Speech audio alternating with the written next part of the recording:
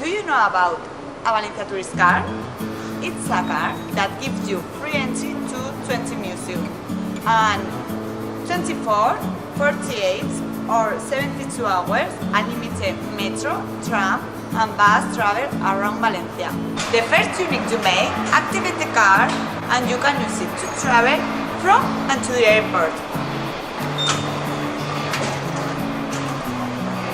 There is a Valencia tourist card for children, another for groups, and there is also a 7-day card that does not include travel.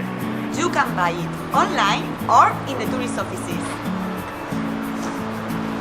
If you buy the card online, you can collect it from tourist offices, the digital kiosk, or ask for it to be sent to your home address or hotel.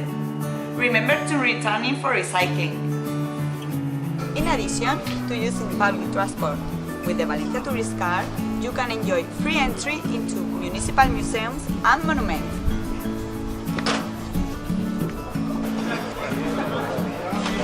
It also includes discounts and free tapas and drinks.